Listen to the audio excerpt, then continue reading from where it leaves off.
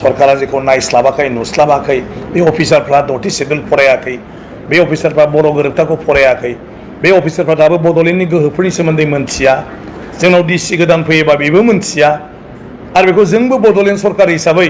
जों रावखौबो खोन्थानाय जायाखै बे जों बड'लेण्ड हिसाबै नोंथाङा नैबे हेलौ मानगोनां रायजो राजा आरो लोगो नोंथांमोनखौ बे आंनि बस्क'बर इउटुब चेनेलाव बरायग्रोनानै खुलुमग्रोनाय थाबाय आसा खालामो नोंथांमोना भिडिअखौ जोबजासे नायलांगोन आरो दिनैनि गुबै टपिकआनो जाहैबाय जोंहा मानाव गेदेर आसाम आयेन आफादनि बुंथिगिरि आरो जायखौ जों मिथियो स्पिकार बिस्वजित दैमारी सारा दिनै इउपिपिएलनि सायाव मा बाथ्रा बुंखो आरो गबिन्द बसुमतारी सारनि सायाव मा बाथ्रा बुंदों नोंथांमोना बे भिडिअनि गेजेरजों गासैखौबो नुलांनो मोनगोन स' आङो आंनि टपिकखौ आङो बारा गोलाव खालामाजासे आङो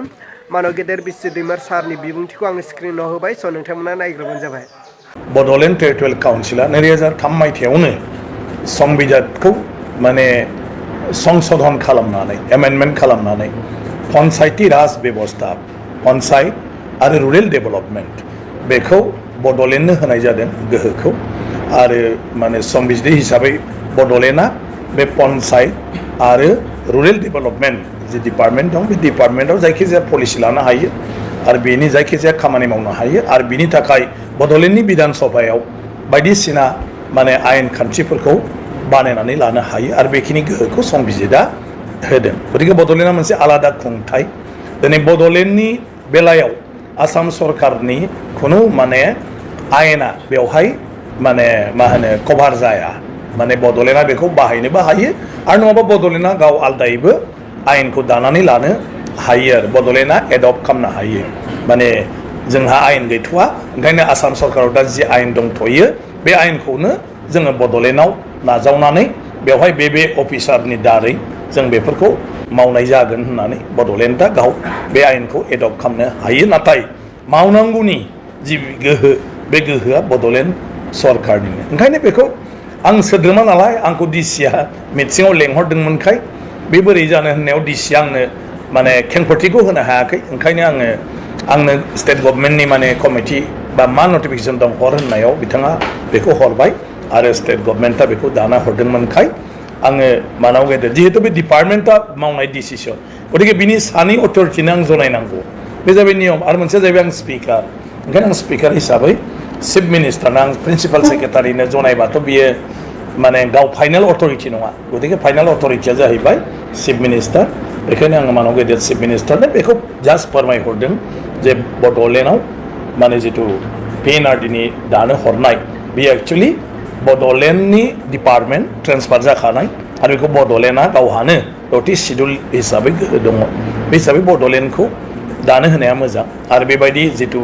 स्टेटनिफ्राय खालामहरनो नागिरनाया 6 सिडुलनि जिथु संबिजिदारि बिथोन बे बिथोनखौ माने आखाइ होनाय एबा बेखौ सिफायनाय बेबायदि जायो बिदि जानो नागिरदों ओंखायनो जाहाथे बड'लेण्डखौ खालामना होयो दा बेखौ रेसपन्ड होनानै दाख्लैहाय केबिनेट मिटिङाव थांखि लाफिनबाय जे दा जिथु पन्चायत आरो ब्लक डेभेलपमेन्टफोर दाफामफिननाय जादों बेखौ 6 सिडुल एरियाखौ नागारनानै आसाम गभर्नमेन्टआ बेखौ दागोन आरो बिनि ओंथियानो जाहैबाय 6 सिडुल एरियायाव 6 सिडुला गावसोर खालामनानै लागोन दा बेखिनिया जाबाय बेवहाय गोबाङानो गोरोन्थि बुजिलायदों जोंनि मानाव गेदेर गबिन्द बसुमतारी बिथाङाबो गोरोन्थि बुजिदों आंहा जेबो गैया बिटिसि सरकारजों आंनि बाथ्राया जाहैबाय संबिजिदारि बाथ्रा मोनसेया जाहैबाय बड'लेण्ड खुंथायनि गोहो आरो बेखौ जिथु मावनाय खामानि बे बेलायाव माने बड'लेण्डआनो जेराव गोहो दं आं बे बाथ्राखौसो रायजो सरकारनो जनायदों जिहेतु बे बड'लेण्डखौ दानाय बे बड'लेण्डखौ बिनाय बे बड'लेण्डनि गासै खामानि मावनायाव आं जिहेतु गावनि जे दंफायोमोनखाय बेफोर बाथ्राफोरखौ आं गासिबो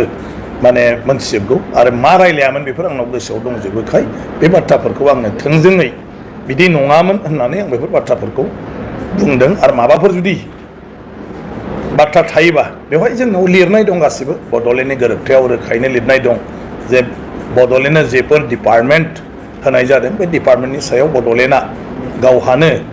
एडमिनिस्ट्रेटिभ माने खुंनो हानाय एक्जिकिउटिभ मावफुंनो हानाय आरो लेजिस्लेटिभ आयेन कानुन गासिबो दानो हानाय बे गोहोआ थागोन होननाय लिरनाय दं आरो बे एखेजोंनो जोंनि संबिजितनि दथि फारियावबो बेखिनि गासिबो गोहोआ दङ दा गभर्नरा नटिफिकेसनखौ होदों बिटिसिनि आंखौ एसे गोरोन्थि बुजिदों होनबाय थादों बिदि नङा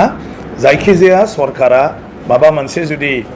थांखि लायोब्ला खामानि मावफुंनो नागिरोब्ला बिनि जिथु अर्डार बे अर्डारखौ गभर्नरनि नामै खालामनांगौ बे जाहैबाय भारत संबिजितनि 166 आर्टिकेलाव बे बिथोना दं डाइरेक्सन दं जायखि जाया रायजो सरकार बा सरकारा जुदि स्टेटआव माबा मोनसे मावनो थांखि लायोब्ला गभर्नरनि मुङै बेखौ माने मा होनो खामानिखौ मावनांगौ आरो ओंखायनो नटिफिकेसनफोर होयोब्ला बेवहाय गभर्नरनि खोथाखौ रायखांनांगौ जायो सरकारनि जायगायाव जे गभर्नरा माने गोजोननायजों रायजोनि सार्थनि थाखाय नैबे बायदि खामानि मावनो मोनसे थांखि लादों ओंखायनो बे थांखि मथे ओरै खालामनाय जासिगोन दा बे जाबाय नटिफिकेसन होनायनि नियम दा बेल'सो मिसआन्डारस्टेन्डिंआ बिथाङा जेखौ सानदों बियो गभर्नरा बिटिसिनि प्रप'जाल मोननानै होनाय अर्डार नङा स्टेट गभर्नमेन्टआसो गभर्नरनि दहाय लानानै स्टेट गभर्नमेन्टनि केबिनेटआव लानाय थांखिखौ नटिफिकेसन होदों दा बे समाव नुनो मोनदों रायजो सरकारनि मासि जेरावखि थाया जायखिजाया मानसियानो बेखौ दिन्थिनानै होनो हायो मासिया जेबो गिदिर बाथ्रा नङा बे जाबाय संबिजितनि बाथ्रा संबिजितनिखौ आं देरसिन जानो हाया चिफ मिनिस्टारा देरसिन जानो हाया संबिजितनिख्रुइ सोरबा राष्ट्रपतियाबो देरसिन जानो हाया सोरबा जाजआबो देरसिन जानो हाया गतिके संबिजितनि बाथ्राखौ जायखिजाया सुबुङानो सोरनोबा आसि दिन्थिनानै बुंनो हायो जे बियो संबिजितारि हिसाबै बे खामानिया माने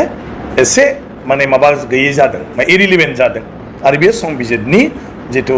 माने बिथोन बे बिथोनखौ सिफायनाय जादों दा बेखौ बयबो दा आं स्पिकार खिन्थु आं मोनथिथारगौ नालाय दा बेखौ लिरबाय बेखौ दस्रायाबो लिरनो हायोमोन गासिबो बेवहाय जेबो गैया गतिके बे जायो बर'फ्राथ' आरो माने सामाजिक हिसाबै जों गोदो जेरै सोलिबोदों खिन्थु दासो जों गोदान माने